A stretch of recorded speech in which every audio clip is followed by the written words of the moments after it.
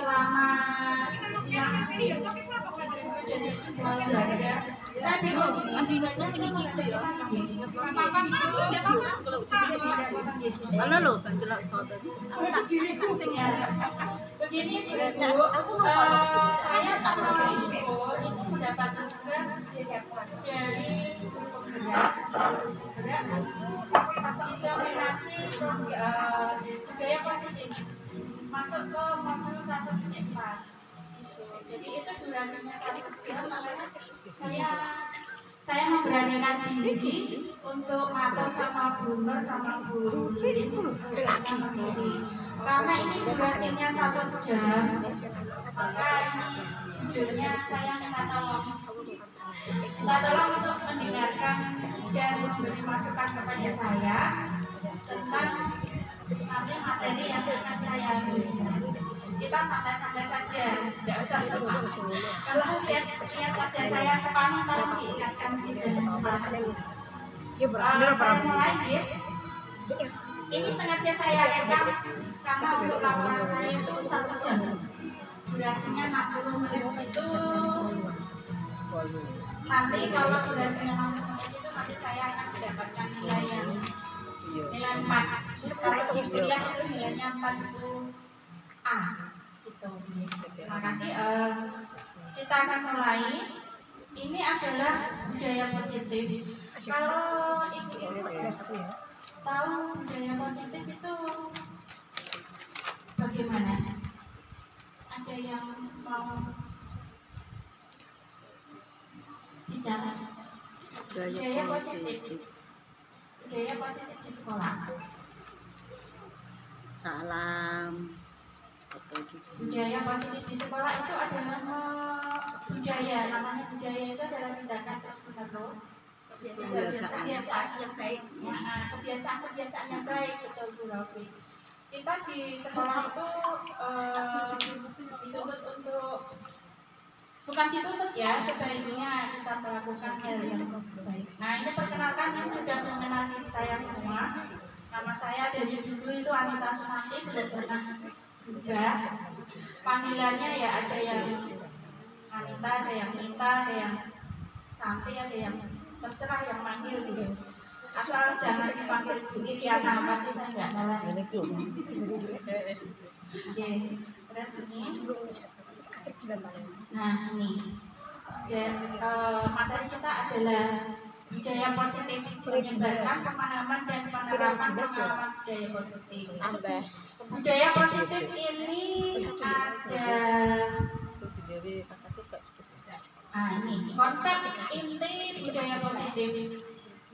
Ada perubahan paradigma belajar, ada disiplin positif, ada nilai-nilai kebajikan, kebutuhan dasar manusia, motivasi pelaku manusia, perilaku manusia, posisi kontrol keyakinan kelas dan segitiga restitusi. Sebelum saya lanjutkan, saya ada permainan. Mohon ibu-ibu mencari pasangan teman sebelah untuk berada pada depan. Untuk berada pada depan. Dicari teman berada pada depan. Kalau yang tidak ada pasangannya berdoa. Ya. Setelah berada pada depan, kita bermainnya begini. Yang satu menepalkan tangan. Tangannya dua-duanya dikepalkan sambil dibayangkan bahwa di dalam tangan ini adalah sesuatu yang paling berharga untuk ini. Kalau yang paling berharga adalah keyakinan, tolong dibayangkan itu adalah keyakinan. Kalau yang paling berharga itu adalah suami, tolong genggam dan diyakini bahwa di dalam adalah suami. Kalau anak, ya boleh pilih apa saja yang digenggam. Dua-duanya tolong digenggam. Genggam ini. Nah, yang satu, temannya yang satu merayu bagaimana supaya tangan itu terbuka. Aduh, Supaya bagian ngerayu, Cek. Ya, boleh dengan kata-kata. Dengan kata-kata. Kowe kepala pisah-pisahan itu piye ya? Kata-kata boleh dengan apa namanya? Boleh dengan intimidasi, boleh dengan pembuka secara paksa, boleh. Nah, tuh kata Bu Rofi, buka orang. Saya kasih waktu nanti pada lihat Ini ngajar apa sih? akan saya minta untuk bercerita. Kalau tidak mau Iya, tergantung diri kita. Mau membuka boleh, tidak membuka boleh. Tergantung dari rayuan malam tadi. Rayuan malam itu bisa tidak mau Buka. tidak apa-apa, tidak apa-apa. Monggo, nanti kalau hitungan ke 10 berarti kalau saya menghitung sampai 10 berarti sudah selesai. Dipersilakan 1, 2, 3. Wis iki ae kok tak paling iki ya. Buka ya. Sithik. Gak doyan. Bukan yang merayu boleh pakai kata-kata. Masa dia cara kasar?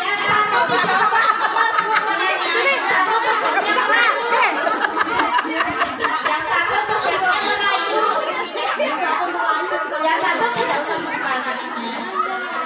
Yang orang satu saja yang mendepan. Yang satu tugasnya merayu. Satu gak apa yang ada. Misalnya dua orang yang berbeda ya. Yang satu menutup kakinya.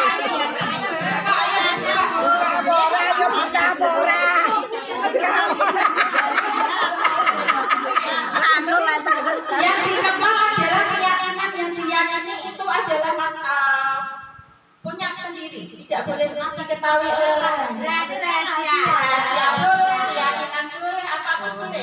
Pokoknya diyakini keyakinan adalah milik Gue belajar apa berapa puluh? Apa manis? Oh ya. Sudah terbuka, itu yakin. Bonita, tak kenal. Gue milih gajar, gue milih anis. Boleh.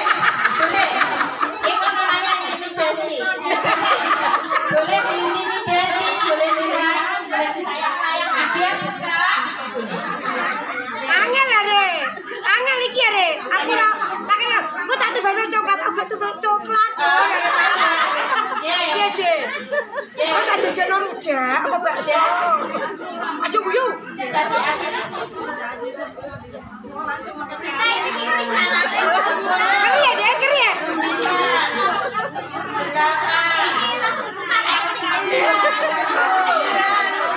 8, Pemaksaan iki. Des. Tak paksa deh. Paksa deh. 3, 2, 1. Selesai. Ada yang terbuka tangannya? Ada.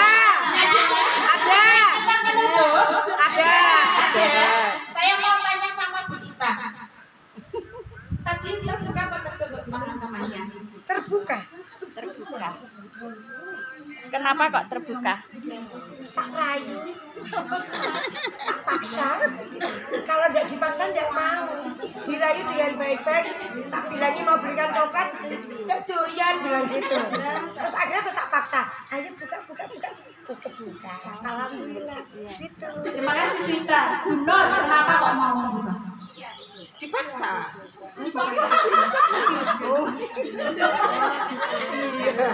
Tangannya jadi sakit.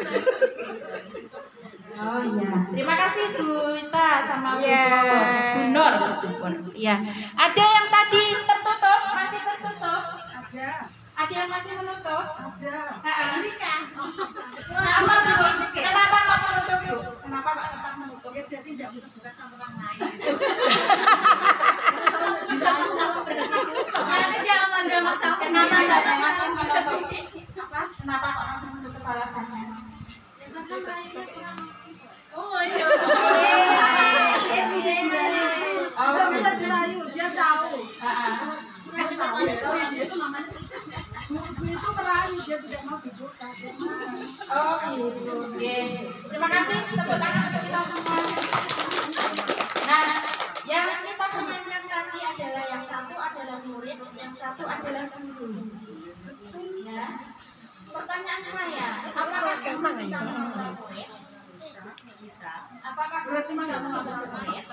Kadang bisa, kadang tidak. Iya. Kadang bisa, kadang tidak. Iya. Apakah murid bisa mengontrol guru? Piye? Jawabnya piye? Jawabnya piye? Jawabnya. Kadang bisa, kadang tidak. Sampai mau istirahat, baru mau dirayu, nggak mau duduk, nggak mau ikut pelajaran. Ya itu satu itu. Nungguin pintu. Namanya kampanye kan pulang. Nah, oke, kita akan belajar di sini. Nanti kita akan dapat jawabannya. Apakah guru bisa mengontrol murid atau murid bisa mengontrol guru atau bahkan lingkungan bisa mengontrol kita. Yang pertama adalah pembelajaran dengan paradigma baru. Kita pakai pelajar Pancasila. Pelajar Pancasila. Ada yang sudah menerapkan di sekolahnya. Ini masuk ke kurikulum merdeka. Sudah ya? Kalau sekolah saya belum. Masih mau OTW. Masih mau OTW. Tulisan apa yang orang? Enggak ketok ya, Bu. Ya Allah. Pembelajaran Dengan paradigma baru merupakan pembelajaran yang enak betul-betul nggak ketok bro. Ya, bisa dulu nanti PPT saya bisa tulis di grup ya. Ini saya bacakan dulu. Bu Nineng. Pembelajaran dengan paradigma baru. Pembelajaran dengan paradigma baru merupakan pembelajaran yang dirancang berdasarkan pembelajaran sehingga para peserta didik belajar sesuai kebutuhannya berdasarkan tahap perkembangan sesuai teori psikologi modern. Enak ya bu. Kalau dulu paradigmanya adalah Sayang sayang diri. kalau dulu paradigmanya adalah Nah, semua orang melihat yang sama. Tapi kalau sekarang paradigmanya adalah setiap orang memiliki gambaran yang berbeda.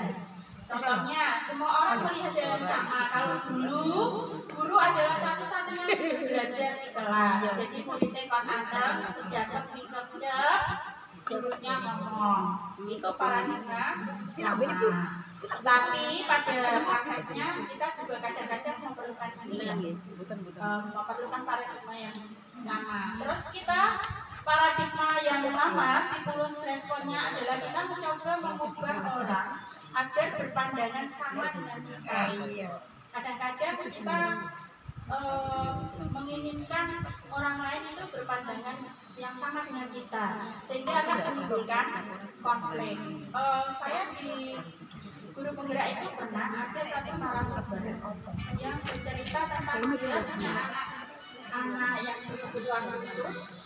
Anak itu tidak punya tangan, tidak punya kaki, tapi mampu menjadi narasumber di PPPAU. Saya bertanya-tanya kenapa kok bisa. Terus diceritakan sampai cerita banyak, anak itu menjadi tulang punggung keluarga. Sampai narasumber ini sampai gemes. Kok Yusuf besar seperti itu dijadikan tulang punggung keluarga? Saya marah. Sama keluarga saya marah, sama ibunya saya marah, bahkan pada anak itu pun saya marah.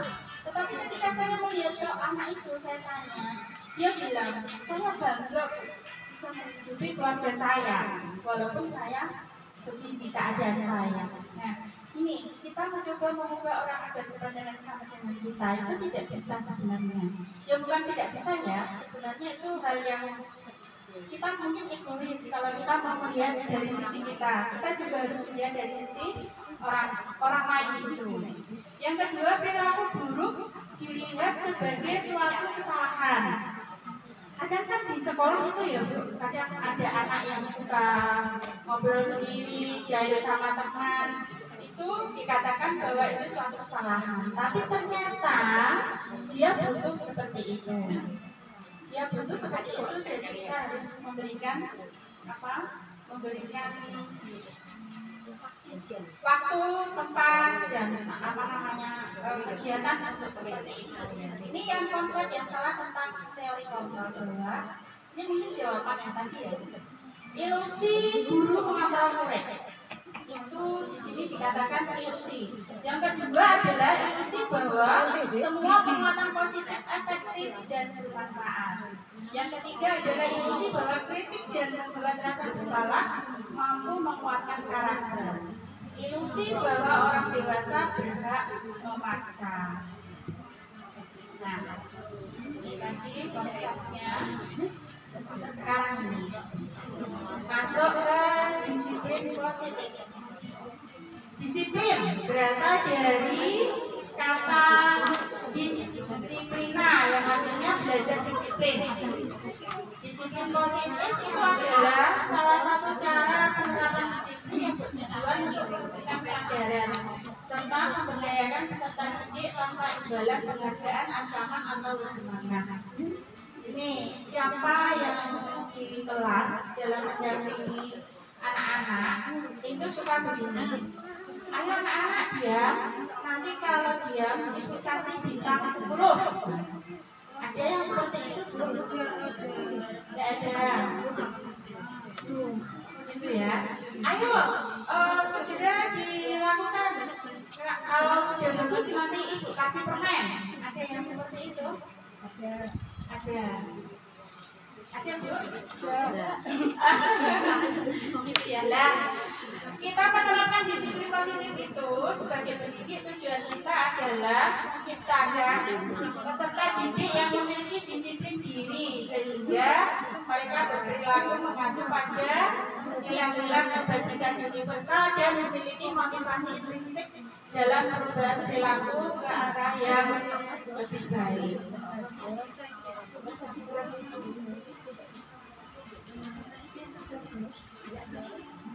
Nah, kita masuk ke yang kebutuhan dasar manusia. Kebutuhan dasar manusia itu di sini ada 5. Yang pertama itu bertahan hidup. Ini adalah merupakan kebutuhan pokok atau primer yang bisa makanan, pakaian, tempat tinggal, keamanan, kesehatan. Yang kedua adalah kasih sayang dan rasa diterima. Yang ketiga adalah penguasaan, yang keempat kebiasaan, dan yang kelima kesenangan. Bertahan hidup.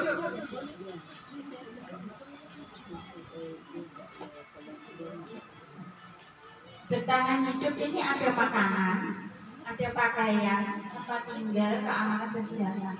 Setelah kita terpenuhi kebutuhan hidup itu, murid juga itu ada yang kalau ke sekolah bawa makanan itu karena dia pertama kebutuhan dasarnya adalah bertahan hidup itu makanan, pakaian, tempat tinggal. Terus kasih sayang. Kalau anak-anak itu perlu butuh kasih sayang. Kadang-kadang kalau di rumah dia tinggal di rumah sama neneknya, ibunya pergi ke luar negeri, bapaknya pergi merantau, dia sama neneknya toh, dia mendapat kasih sayang dari nenek. Tidak bisa mendapatkan kasih sayang dari ibu-ibu. Kadang-kadang di rumah, di sekolah dia manja-manja gitu, punya murid seperti itu. Ada yang manja-manja gitu. Jalur paku. Itu dia sudah butuh kasih sayang dan rasa diterima. Bahkan bukan murid saja ya, ibu juga gitu. Kalau dicuekin suami kan apa lah tujuh itu mau boleh. Aku ya seneng malah. Oh senang disusit. Kok dia punya HP ini dia udah Dicuekin suami malah seneng ya. Merdeka malah. Gitu ya, minta ya.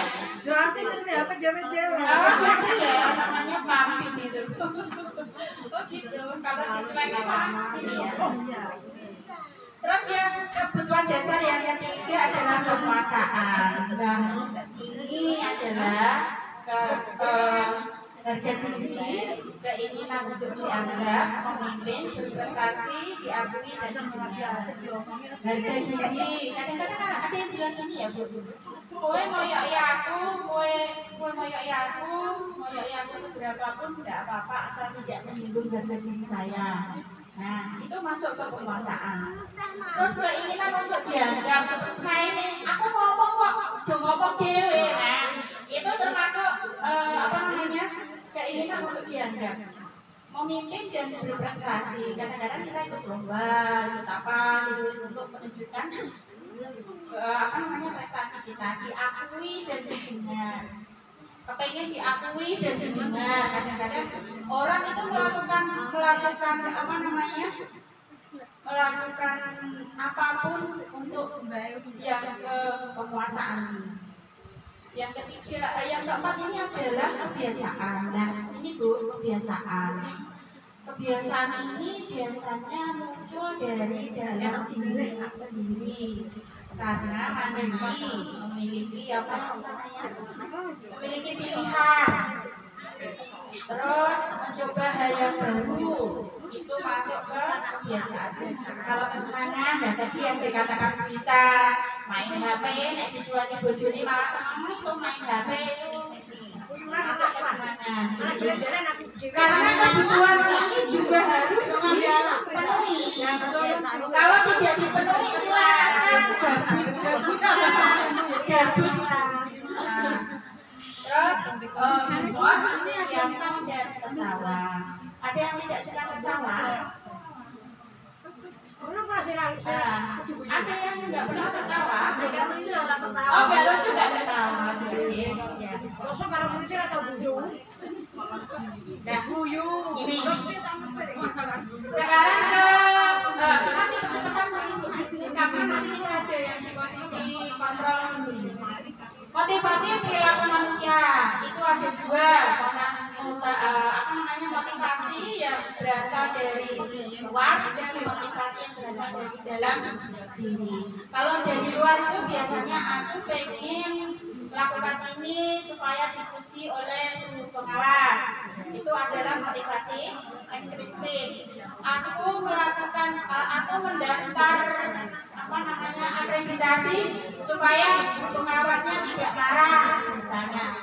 Itu adalah motivasi ekstrinsik.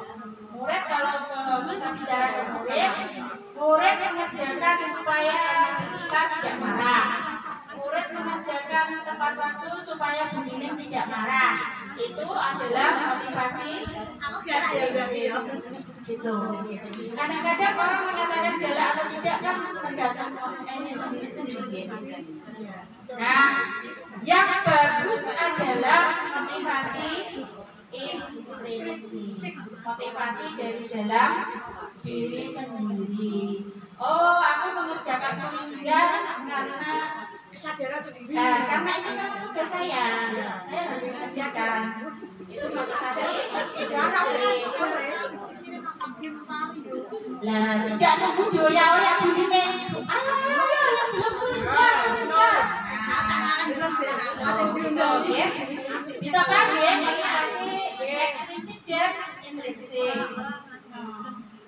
Nah, ini 5 posisi kontrol guru. Yang pertama, guru sebagai penghukum. Sebagai penghukum. Penghukum yang kedua itu pembuat rasa bersalah. Pemantau, yang ketiga tempat teman, dan yang kelima manajer. Nih. Nah, contoh penerapan 5 posisi kontrol guru. Di sana sudah ada, saya tuliskan di kertas plano. Ada yang pertama penghukum, pembuat rasa bersalah, pemantau, teman, dan yang saya arsip itu adalah manajer. Kita akan berlatih menjadi posisi kontrol guru, menjadi seorang manajer. Ini contoh kasusnya. Tidak boleh, kasusnya adalah, kasusnya tidak usah melihat ke sana ya. Kita ada kasus sendiri kemarin. Saya lihat kok bocah TK ya, teko terlambat itu bukan kasus anaknya, kadang-kadang ibunya males nganter atau lambat bangun atau gimana gitu ya. Terus ini saya ganti gini, anak bermain balok, tahu-tahu baloknya dilempar ke teman-temannya. Nah itu kasusnya. Kasus anak berkelompok 3 orang misalnya, satu langsung mengambil balok langsung dilempar ke teman. Itu kalau kita menjadi penghukum, kita kira-kira apa yang dikatakan guru. gurunya. Nah, posisi kita menjadi penghukum. Penghukum itu adalah langsung memberikan hukuman kepada anak yang kadang-kadang tidak setimpal dengan perbuatannya. Yang kadang-kadang tidak setimpal dengan perbuatannya.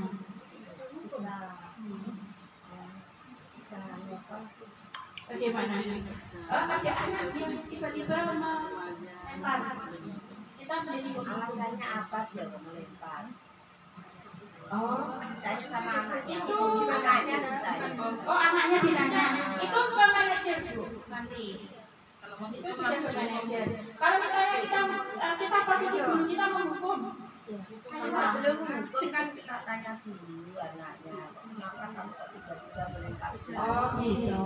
Ya, setelah kita tahu baru kita mengurus gimana. Oh, gitu.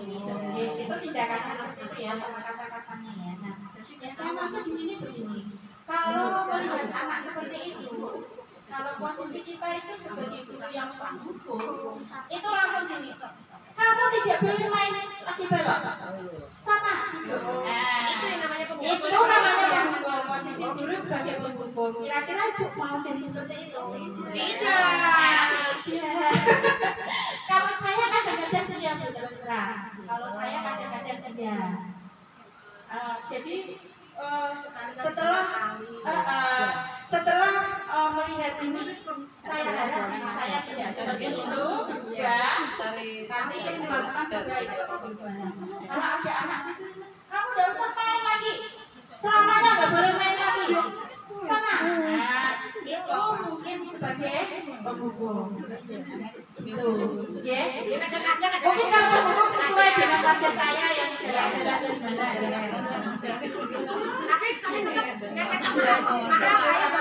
Seperti itu ya. Oh iya, nanti kita. Terus kalau rasa pembuat rasa bersalah, guru sebagai membuat rasa bersalah, guru yang bagaimana kata-katanya? Ayo, kira-kira kamu ya. Gimana? Kata-katanya gimana? Oh, temannya nangis. Gara-gara kamu loh, gitu. Benar. Itu temannya nangis tuh, lihat temannya nangis tuh. Gara-gara kamu dia nangis. Itu namanya membuat rasa bersalah. Karena apa? Anak itu nanti menjadi merasa bersalah. Ya, aku itu membuat anak itu. Oh, gitu ya, Bu. Gue kan marahin gitu. Nah, gitu deh. Terus guru sebagai pemantau. Guru sebagai pemantau. Pemantau di sini itu artinya adalah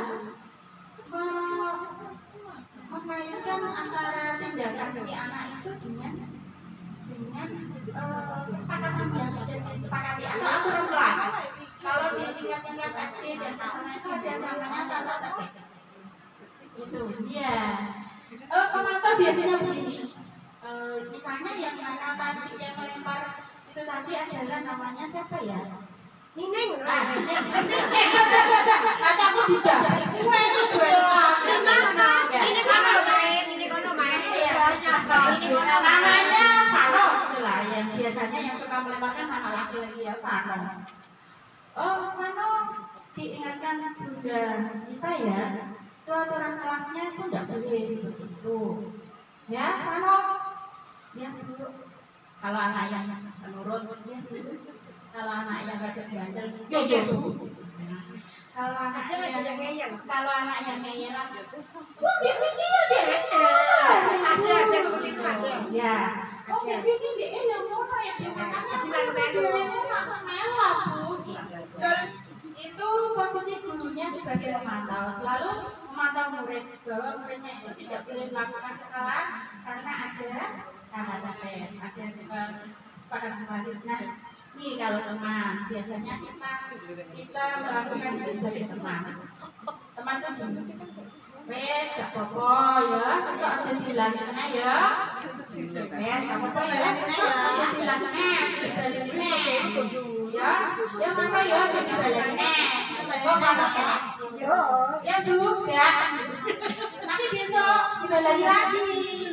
mungkin kan dia melempar itu mungkin kan apa namanya ada hormonnya si cair atau memang dia suka begitu atau mungkin kebutuhannya dia bahwa ini untuk dilempar. Nah, tugasnya guru itu adalah sebagai manajer. Nah ini Bu yang dikatakan Bu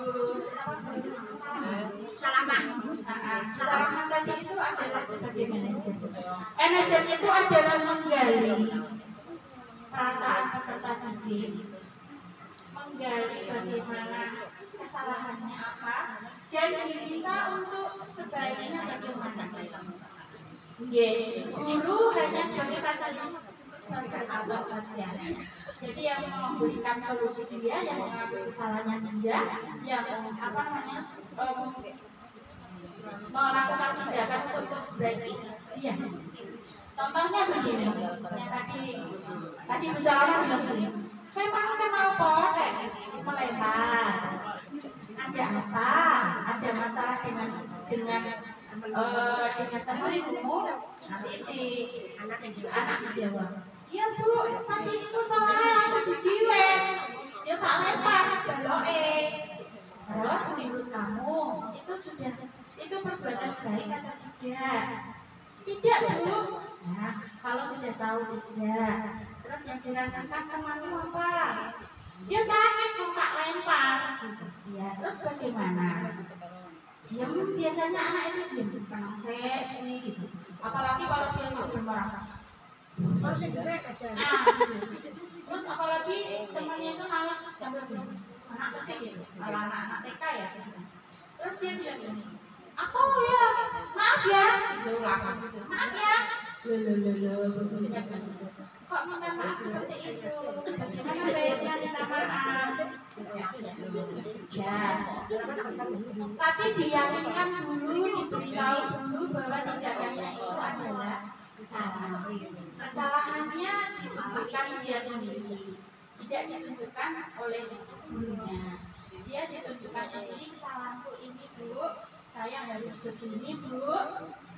Itu dia akan merasakan bahwa dia bukan merasa bersalah, dia tidak merasa trauma karena dihukum, atau dia tidak merasa dimaklumi tindakannya yang salah itu. Kalau sebagai teman kan ya wes besok nggak begitu lagi ya, nggak apa-apa ya besok itu dia akan merasa bahwa tindakannya itu dimaklumi oleh gurunya.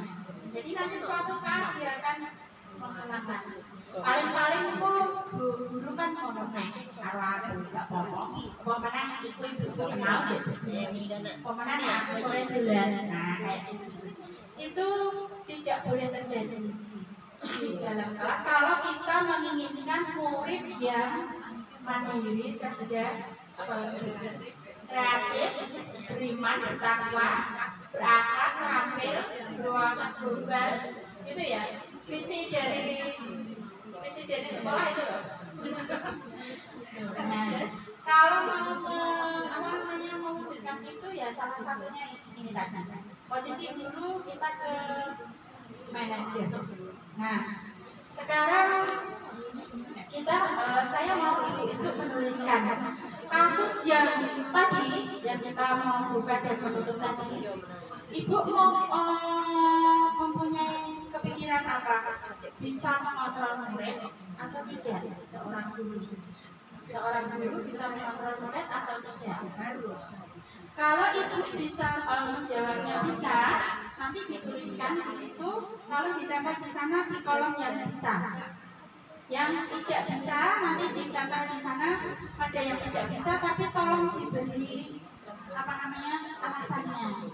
Bisa, aku bisa mengontrol murid, aku tidak bisa mengontrol murid karena ini. Saya sediakan kertas, jangan khawatir.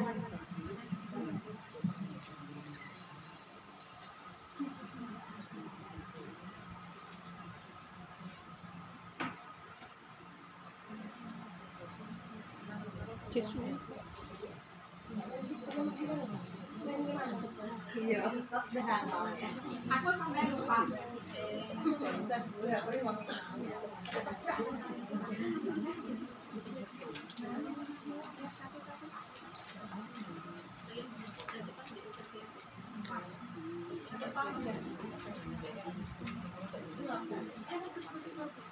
Kayaknya sudah dikirim filenya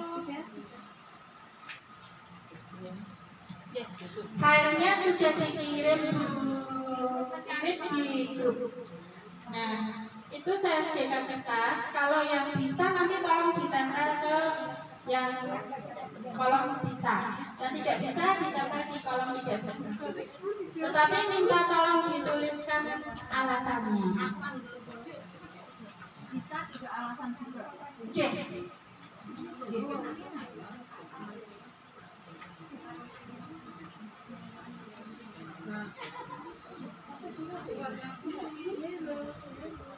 Ayo lo.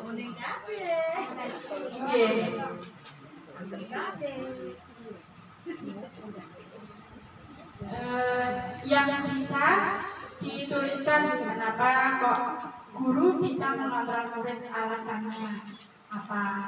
Yang tidak bisa nanti dituliskan juga kenapa tidak bisa mengontrol murid. Jadi mungkin ya, mungkin alasannya muridku sangat pandai, jadi aku nggak bisa kontrol dia. Yang bisa muridku itu amutan, tak suruh begini mau, Sarah mau, tidak apa-apa. Sambil saya iya, sambil mendengarkan lagi.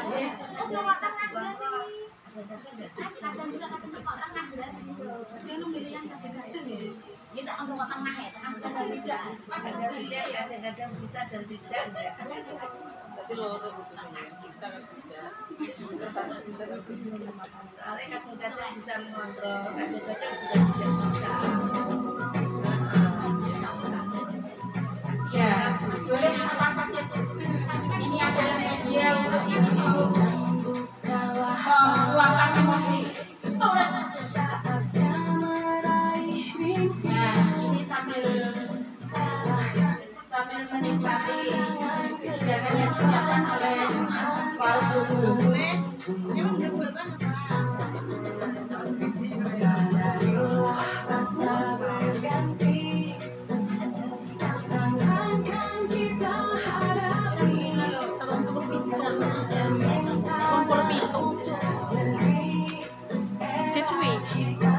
Jangan lupa berdoa atau seperti tadi kalau doa makan kalau di sini juga di sana juga di sini. Ya ya, sama ya.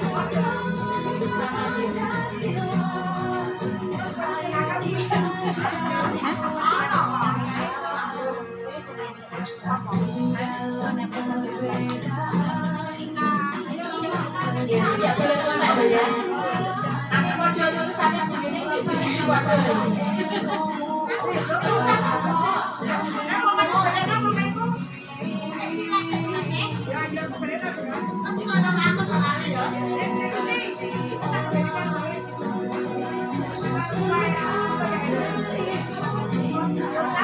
Ya, berapa menit lagi? 60 menit lagi. Wes aja suwi-suwi, Bu.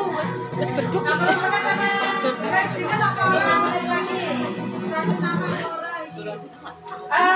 Boleh dikasih nama, boleh dikasih nama sih, Bu. Dikasih nama boleh, tidak boleh.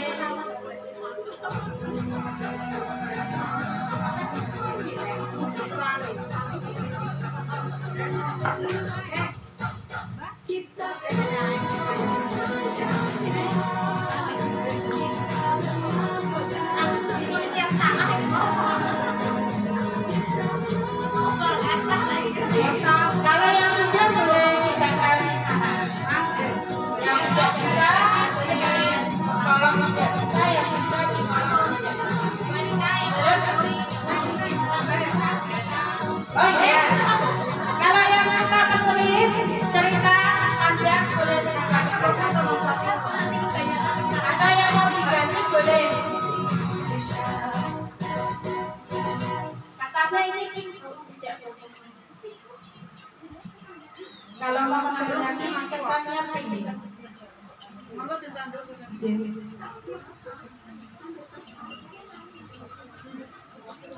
Kalau yang sudah boleh ditempel di sana.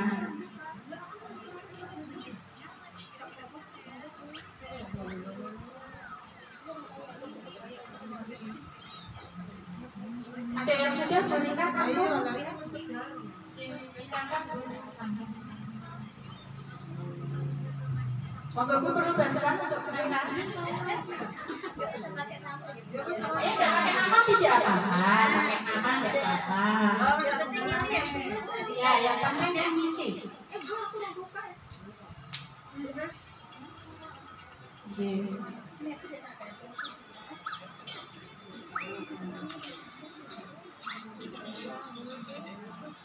Posisi kontrol dulu tadi ya, hukum membuat dasar bersalah, pemantau teman dan manajer.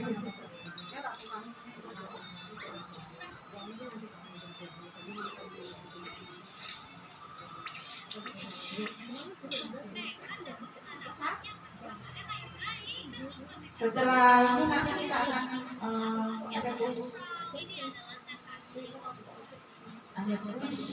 tapi tak berhadiah. Hadiahnya adalah sepiring nasi di depan ibu-ibu semua. Terima kasih loh Bu Jati, Bu. Ya. Mata nuwun. Bu Nina, terima kasih Bu Nina.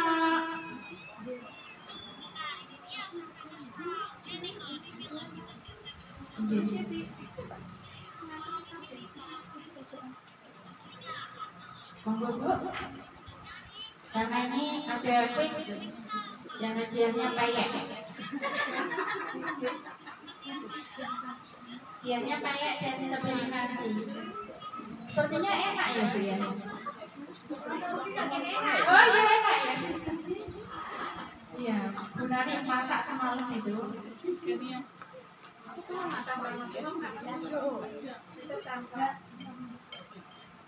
Yang bisa bisa, yang tidak bisa tidak bisa. Aku di tengah kadang-kadang. Tengah kok Ya. kadang-kadang. Mana ya? Kolomnya kurang ya. Ayo gerak, ayo gerak, ayo gerak.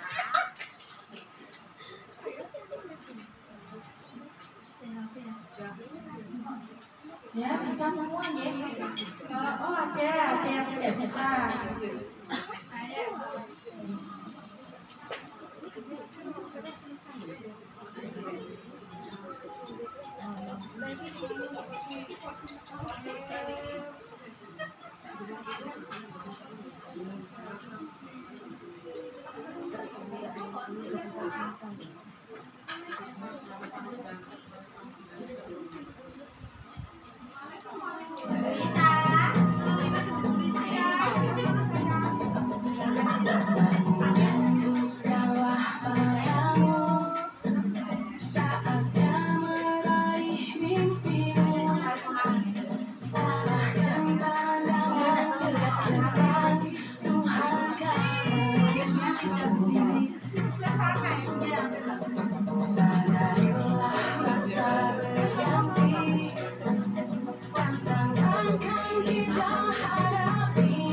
Sedikit informasi guru, kalau teman-teman mau ikut guru bergerak tidak usah takut karena di situ sudah disediakan cara mengerjakan tugasnya dan bisa melihat referensi di YouTube itu banyak sekali.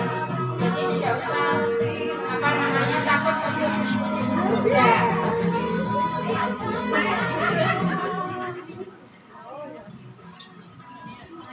Guru penggerak untuk yang sekarang ini sudah ada aba-aba begini Bu. Nanti kalau ikut guru penggerak sudah lulus pendidikan guru penggerak, nanti ketika ada pendaftaran PPG yang pendidikannya linear, nanti tidak usah mengikuti pendidikan PPG kalau terjaring PPG. Hanya mengerjakan 3 tugas yang terakhir saja. Enak ya? Ini informasi saja. Yang kemarin yang informasikan itu kok begitu.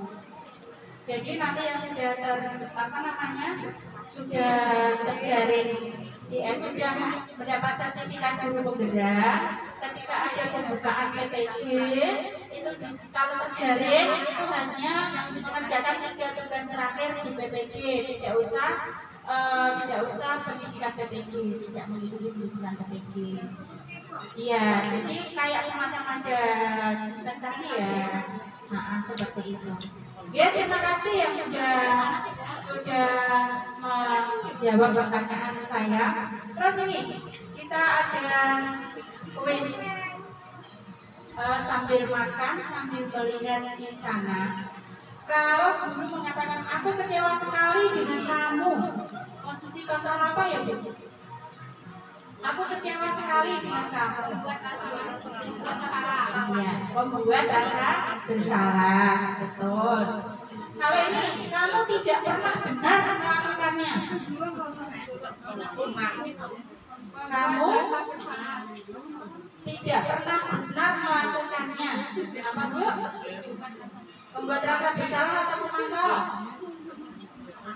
Iya, pemantau. Di situ karena ada tidak pernah benar melakukannya. Karena berarti ada standar yang benar.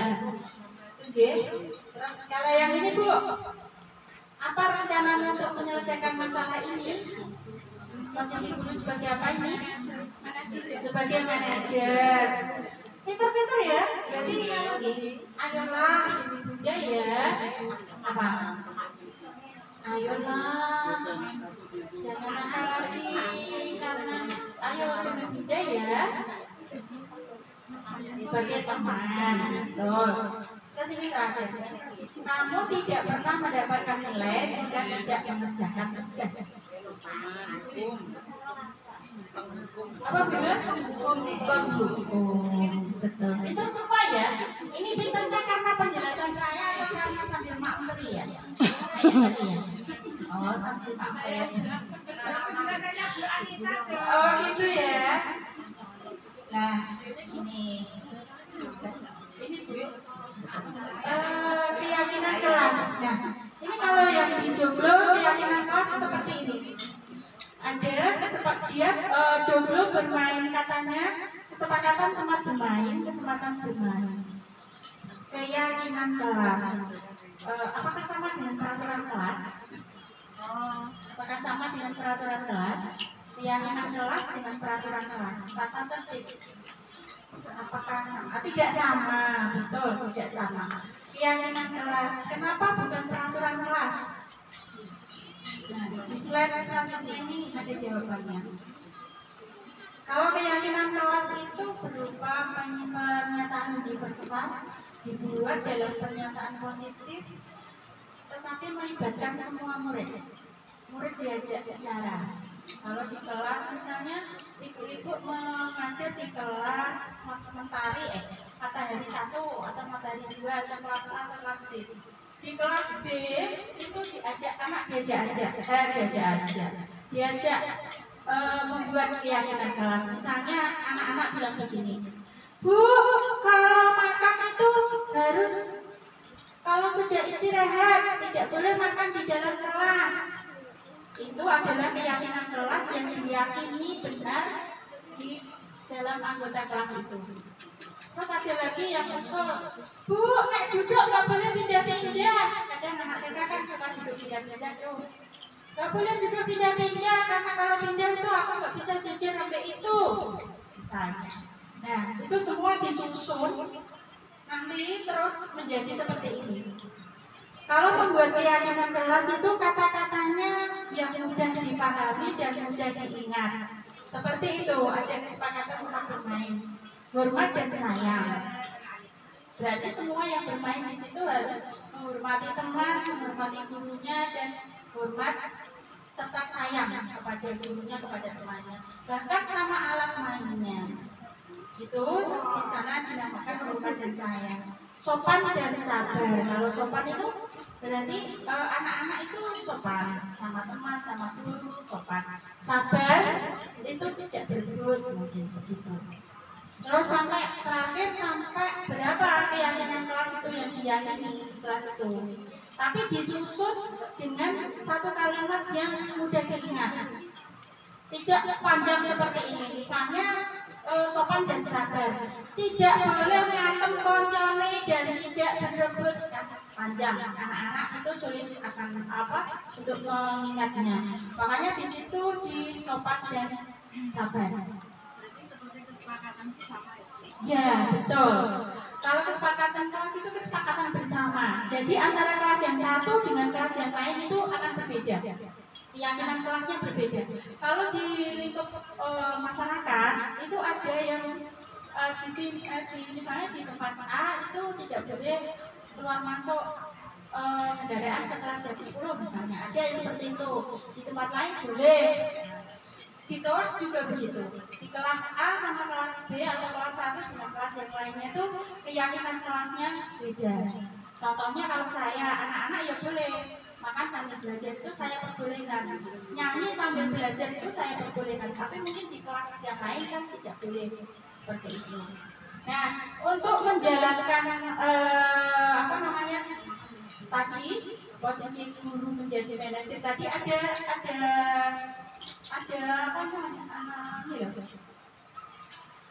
caranya, ada medianya. Sudah dibuatkan yang namanya segitiga restitusi. Suatu proses dialog yang dijalankan oleh guru agar dapat menghasilkan murid yang mandiri dan bertanggung jawab. Tadi itu adalah posisi kontrol guru sebagai manajer karena akan menumbuhkan rasa untuk berubah dari dalam diri murid sehingga dia akan menjadi mandiri dan bertanggung jawab, tidak mengulang lagi kesalahannya lagi. Bahkan kalau dia bisa menemukan bahwa yang dilakukan salah itu melakukan kesalahan lain juga tidak akan dilakukan seperti itu. Yang pertama ini adalah validasi tindakan yang salah. Di segitiga restitusi itu divalidasi dulu tindakannya itu salah apa tidak. Kata-katanya begini, kamu pasti punya alasan ya mengapa melakukan itu, atau ditanya kenapa kowe mau nek ngono, kenapa kowe mau nek dalam kancamu, kenapa duit, kenapa. Terus kata-kata yang kedua mungkin padahal kamu bisa melakukan yang lebih baik, atau kamu patut bangga karena melindungi sesuatu yang penting bagimu. Kadang-kadang anak melempar, anak duit itu karena mempertahankan sesuatu kayak tadi ya, dirayu-rayu, dikata-kata apa, tetap dia nggak mau membuka. Terus yang ini menanyakan keyakinan. Keyakinan kelas kita bagaimana ya? Boleh nggak membuang sampah di situ? Boleh nggak ngobrol sendiri, mengganggu teman? Nah, terus ditanya, kamu ingin menjadi seperti apa? Orang seperti apa? Kamu ingin menjadi anak yang pandai? Kamu ingin menjadi anak yang sopan? Atau bagaimana? Ini namanya menanyakan keyakinan. Terus yang terakhir, ini ada terlewat. Apa ini terlewat ya? Yang terlewat apa ini? Menstabilkan identitas. Oh iya, pertama menstabilkan identitas. Menstabilkan identitas itu mengajak anak untuk melihat dirinya sendiri. Misalnya ya, silakan duduk, ayo kita, apa yang kamu lakukan tadi? Kurang 5 menit Bu. Identitas dia. Ini PPT saya yang terlewat satu, menstabilkan identitas. Karena sambil makan jadi nggak bisa speaking ya, atau bisa menghentikan makannya sesudah makan ya. Nah, kalau sudah makan kembali ke ini aja dulu,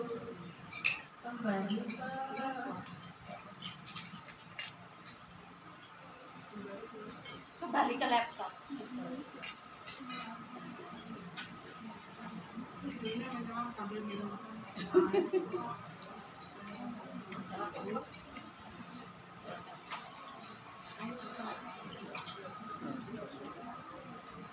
Ya, ada adan didengarkan dulu adan sambil dijawab di dalam hati.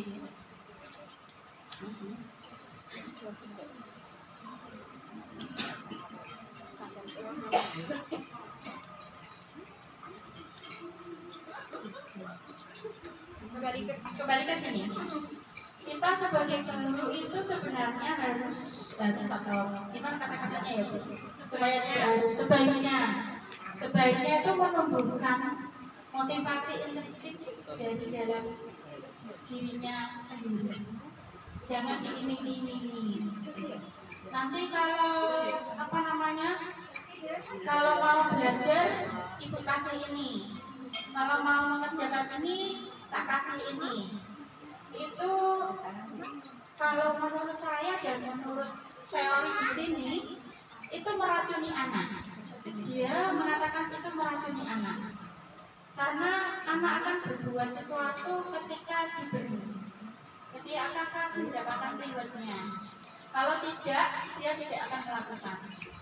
Itu kalau yang di teori ini dan yang dipelajari di guru penggerak itu meracuni anak. Gitu. Jadi yang baik adalah motivasi intrinsik dari dalam dirinya sendiri, karena itu mampu mengubah perilaku, mampu mengubah kebiasaan yang jelek menjadi baik. Tapi ketika motivasi intrinsik yang didapat, dia akan melakukan jika mendapat. Kalau tidak, itu tidak. Gitu. Iku nek wong Jawa jenenge apa ya, Bu? Apa itu namanya? Kritik, bener kritik. Apa itu? Mek bahasa agamanya apa? Pengen mendapatkan sesuatu itu apa namanya? Tomak ya. Nah, bahasa Arabnya tomak ya, tomak. Nah itu kenapa tomak kok sangat berbahaya itu? Alasannya mungkin seperti ini. Kita menumbuhkan motivasi intrinsik dari dalam murid. Ini membangunnya sangat susah, sangat susah sekali. Saya sendiri aja kadang-kadang aku nih film mono nih orang enggak ya seperti itu. Bisa ya kita mau bermain cukup duduk saja tidak apa-apa. Saya akan mengucapkan satu kalimat yang ibu nanti bisa memahaminya. Tolong dengarkan kata-kata saya. Dengarkan kata-kata saya. Satu dokar, rodanya 2. Satu dokar, rodanya 2. Iya Bu. 2 dokar. Apa Bu? 2 dokar. Saya ulang dari pertama. Dengarkan kata-kata saya. Ya. Satu dokar, rodanya 2. 2 dokar. Rodanya 2. 2 dokar. Ya. Jawabannya 2 dokar. Iya. Dengarkan kata-kata saya, Bu. Ya. Satu dokar, rodanya 2. 2 dokar. 2 dokar.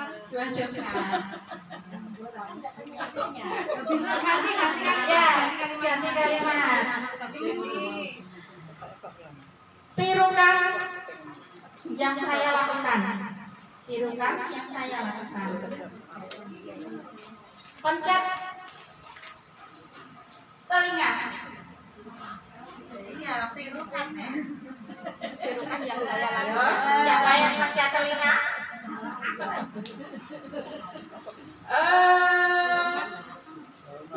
Pegang pundak. Iya. Terima kasih ibu semua sudah mendengarkan saya. Saya sudah menyampaikan ini posisi kontrol disiplin positif dan budaya positif. Semoga nanti setelah ini Ibu bisa melihat kembali yang di-share RBW tadi untuk motivasi diri kita sendiri untuk berubah. Jangan dilihat atau jangan didengar atau misalnya mendengar wanita begini-begini, yang didengar adalah yang sekarang saja. Itu guys. Terima kasih banyak. Semoga pertemuan kita semua ini memberi manfaat dan diberkahi oleh Allah Subhanahu wa taala. Itu. Terima kasih, tugas saya sudah selesai. Berarti Ibu sudah membantu saya dengan tulus, dengan ikhlas. Tugas saya sudah goyah-goyah. Jangan sampai terakhir-terakhir ya nanti alamatnya belum gitu. Ya Pak.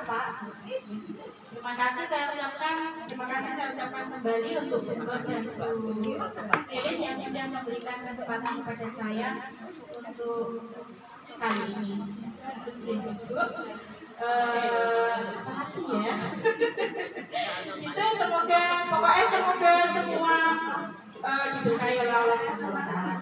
Assalamualaikum warahmatullahi wabarakatuh. Waalaikumsalam warahmatullahi wabarakatuh.